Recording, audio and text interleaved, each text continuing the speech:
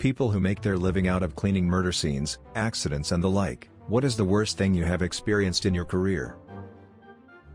I had a great uncle who helped clean up the bodies left behind by Hurricane Audrey in 1957, and he said that the smell persisted in his nose for weeks after. It got so bad that he went to the doctor to see if they could do anything, and they clipped all of his nose hairs and the smell went away. It was explained to him that the smell had soaked into the hair, but I don't claim to know the validity of that statement. The hurricane hit South Louisiana in June of that year, and most of the bodies recovered were found in the saltwater marshes that cover the area, so it's safe to assume that they were in an advanced state of decay. I've heard it said that the smell of the decomposing bodies was so bad that the alligators would actively avoid the areas, but I don't know the validity of that either. I've also heard the nose hair thing from a World War II vet. He added he shaved his whole beard too. I wasn't sure if I should believe it, so if someone confirms or denies, that would be cool. I spent some time with the coroner to shadow for school. They were showing me different cases and going over them, pictures included. The one that seemed to emotionally bother this particular guy the most was a scene where a father was coming home and pulling into the driveway. His daughter, 3 years old, was running to greet him, and he didn't see her and ended up running over her head. The pictures were heartbreaking enough. I can't imagine what the dad went through when he saw her like that. There was another one that had 3 bodies. Some guy killed his wife, his affair partner and her daughter, put them in a shed in the middle of summer and left town. They were found 3 weeks later, basically piles of putrid slime, maggots, like fill 10-gallon buckets full, and bloated body parts sloughing off as they tried to bag them. The murderer had a pilot's license and has never been caught. The decomp room smelled for months after that. Working for a tow truck driver that get the calls after crashes. The worst one for me was a family of 6 coming back with over 10 pizzas for a baseball team. It was a head-on with a tractor-trailer, 18-wheeler. The ambulance took the bodies away, of course. Everyone died but one little guy.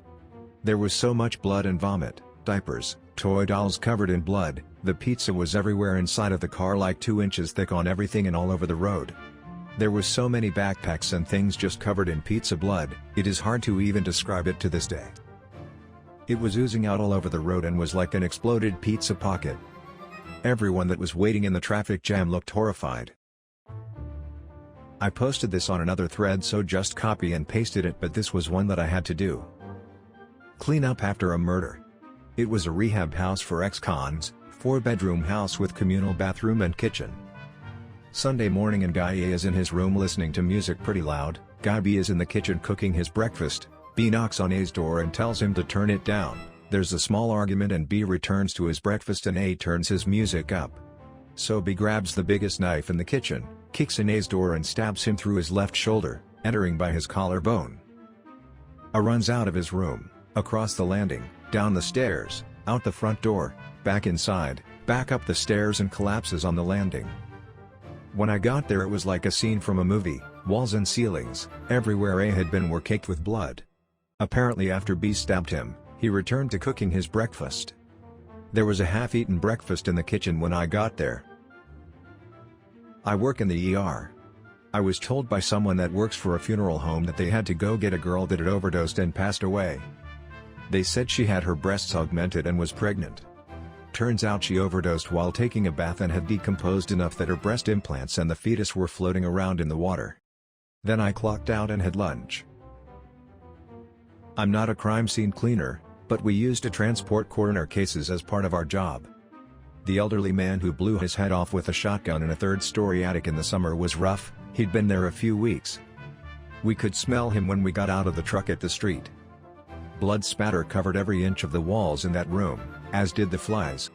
Had to scrape some dried brain off the floor into a container for the coroner. When I went to roll him into a body bag, his bloated, slimy greenish-blue skin slipped off of him and I was left holding a large sheet of it with both hands. The worst part was his wife had passed a few weeks before. They had been one of those married for 60 years, inseparable couples. He just couldn't take it. That broke my heart. Other guys were puking. I cried silently. Not me personally, but my dad used to be an EMT/firefighter. In the late 80s, he got a call about a horrid smell coming from the neighbor's house of the person calling. It knowing what it was, EMT, firefighter, and police were dispatched. They found the house was owned by a single old lady who died in her living room chair. Not too bad, right? Wrong, the chair was an old leather recliner, and as she was decomposing she melted and fused with the leather chair. When the EMTs got there they had to remove her from the house, and when they tried to pull her off, her back skin, arms and lower body separated from the rest of her body and remained attached to the chair. Decomposing flesh, blood and organs fell out and all over the chair and floor. People were vomiting every 10 seconds and couldn't stand to be inside longer than a few minutes. My dad describes the smell and scene as the worst thing he has ever seen. Her body was so decomposed she was basically liquid inside with a fragile shell. He had to leave and grab a full respirator from the fire truck, and even then it didn't do jack shit. The others took turns going in to retrieve the pieces so they can be disposed of.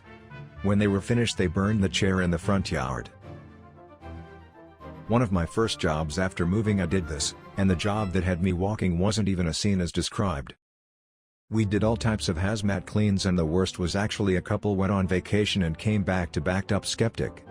Think about 1 foot thick hard dried out crusty septic waste spread throughout the entire first floor of a house. Not going further into detail here. Was nasty.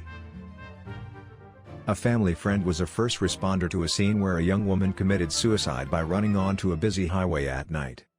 A semi-truck hit her and essentially her body exploded. He described the scene of just picking up pieces scattered across the road and the shoulder. Edit: this got more attention than expected. The poor driver of the truck thought he'd hit a deer, and didn't know it was a person until he saw the tattered clothing on the road. This happened probably 12 years ago. The story stuck with me because of how cavalier he spoke about it. Sadly, this wasn't the worst call he'd ever had, and there were a few he refused to speak about. Subscribe for daily Reddit videos.